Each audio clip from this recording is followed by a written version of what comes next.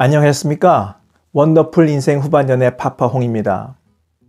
사연자분들께서 제게 이메일을 보낼 때는 대부분 의견을 구하는 경우입니다. 내 상황이 이런데 어떻게 했으면 좋겠냐 하면서 시청자분들의 의견을 구하고 싶은 거죠. 하지만 오늘 소개해드릴 사연은 어떤 의견을 드려야 할지 대략 난감입니다. 한번 들어보시겠습니까?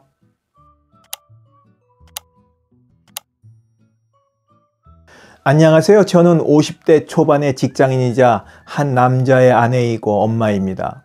남편은 대장암 4기이고 아들은 5년 전부터 지병을 앓고 있습니다. 그리고 친정어머니는 치매시고요. 오늘 아침도 남편의 요구로 시작되었습니다. 남편은 지난 4년간 투병 생활을 해왔습니다. 암 4기라 하면 암세포가 다른 장기로 전이된 경우를 말합니다.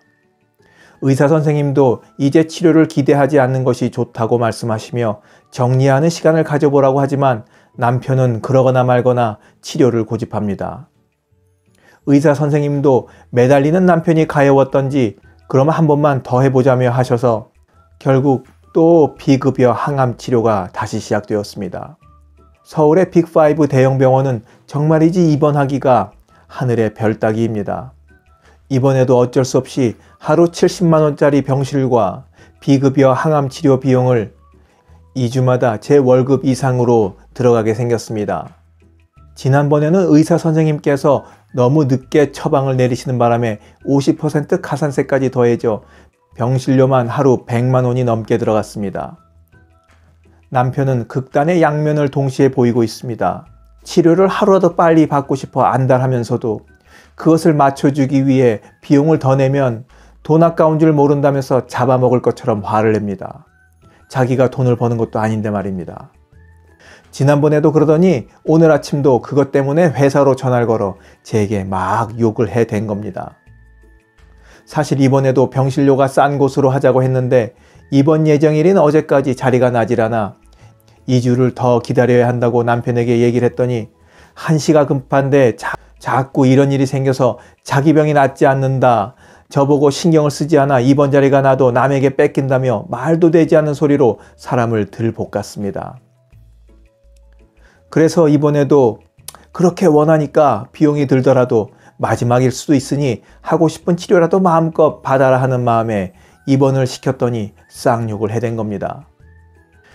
진짜 아침에는 눈도 뜨기 싫을 만큼 힘들게 직장 생활하면서 남편 스트레스 다 받아줘야 했고 날로 심해지는 밥 투정, 반찬 투정에 샤워 시켜주고 똥 묻은 옷까지 빨면서 지냈습니다. 환자를 돌봐야 하니 씻기고 빨래하는 것은 그렇다 치더라도 암 환자가 도대체 식성을 바꾸려 하질 않고 짜고 맵고 달달하게 간이 된 반찬이 없다고 난리를 칩니다. 그러면서도 병은 빨리 낫고 싶어 안달이고요. 대체 저보고 어떡하라고 저리도 난리인지 모르겠습니다. 이렇게 보낸 지가 벌써 4년입니다. 아픈 사람에게는 미안하지만 정말 하루하루가 지옥 같습니다. 아들은 근육에 통증이 생기는 지병을 앓고 있습니다. 벌써 5년이 되었습니다. 원인 불명의 불치병이어서 평생 약을 먹으며 살아야 합니다. 그런 아들이 지금 재수를 하고 있습니다. 아들도 남편처럼 제멋대로 이기는 마찬가지입니다. 올해 초에는 결연한 의지로 기숙학원에 들어가 공부하고 싶다기에 월 350만 원을 들여 입소를 시켰습니다. 아픈데 혼자서 괜찮겠냐고 몇 번을 물었지만 혼자 해보겠다는 의지가 너무 강해 뜻대로 해줬습니다. 그런데 3개월이 지나자 집에서 혼자 하는 게 더 낫겠다며 의논도 않고 퇴소해 집으로 돌아와 버렸습니다. 엊그저께는 아들에게 마무리가 잘 되어가냐고 물었더니 갑자기 울고 불고 병 때문에 힘들고 외롭다고 합니다. 엄마인 내가 자신의 이야기를 들어주지도 않고 자기를 외롭게 만들어서 공부를 할 수가 없답니다. 아빠도 자식도 모든 게 제 탓이랍니다. 아이는 평생 약을 달고 살아야 하기에 저는 죽을 때까지 무기징역이나 마찬가지의 인생을 사는 기분입니다. 아들이 울면서 그러더라고요. 못난 자식도 사는 것을 바라냐고요. 그 말에 저도 화가 나서 그럼 같이 죽자고 했습니다. 남편과 자식의 병간호를 하는 것은 괜찮습니다.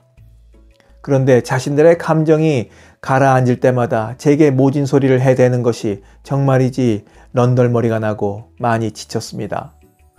뭘 더 견뎌야 하는지 모르겠습니다. 삶이 끝나가는 남편은 이제 내려놓고 마음의 평화를 얻으면 좋으련만 병세가 악화될수록 저를 더 들들 볶습니다. 제 인생은 이미 엉망이 되어버렸습니다. 저녁에는 피곤해도 잠을 잘 수가 없어 동네를 산책하면서 제 몸과 마음을 달래야 조금이나마 잠을 잘 수 있습니다. 이제 그만 아내로서 엄마로서의 의무에서 벗어나고 싶습니다. 제 인생은 이미 망해버렸습니다. 이런 세월을 보내온 제 자신이 너무 가여워서 집에 돌아오는 차에서 엉엉 울었습니다. 얼른 좀 제 인생이 그만 지나갔으면 좋겠습니다. 사연은 여기까지입니다. 이 또한 지나가리라 힘들고 힘든 일상을 지내는 분들이 주술처럼 자신에게 되뇌이는 말입니다. 무기징역서와 같은 답답한 심정을 과연 누가 이해할 수 있겠습니까마는 사연자뿐만 아니라 모든 사람이 자신만의 십자가를 지고 살고 있으니 이 세상에 나만 저주받은 인생을 살고 있다고 생각하지는 마시기 바랍니다. 펑펑 울고 나니까 좀 속이 후련해지시죠? 그 힘으로 다시 추스려 하루하루를 살아가는 겁니다. 힘든 시기는 언제고 말끔히 사라지고 반드시 웃음만이 가득한 날이 돌아올 겁니다. 그런 희망이 있어야 하는 거죠. 영상을 보신 분들 중에서도 지금 언제 끝날지도 모를 고통으로 힘든 날들을 살아가고 계시는 분들이 있겠습니다. 부정적인 생각은 점점 더 힘들게만 할 뿐입니다. 오늘은 서로를 응원하고 격려하는 댓글을 기대하면서 오늘 이야기를 마칠까 합니다. 모두들 힘내시자고요. 힘들지 않은 인생이 어디 있겠습니까? 원더풀 인생 후반전의 파파홍이었습니다. 감사합니다. 자랑질, 지적질, 아는 채, 있는 채 하는 사람들에게 지치셨죠? 상대방의 얘기 경청하고 익은 벼처럼 겸손한 사람들이 모인 곳이 있습니다. 바로 네이버 카페 실버들의 전성시대입니다. 너무 가깝지도 너무 멀지도 않은 친구가 필요하다면 네이버 카페 실버들의 전성시대로 오시면 됩니다. 아래 댓글란 맨 위에 초대글을 올려놓을 테니까 클릭하고 들어오시면 아주 간단하게 회원가입이 됩니다. 아참, 냉소적이고 비아냥거리고 자기주장 강하고 남 얘기에 이죽거리는 분은 죄송하지만 절대 사양합니다.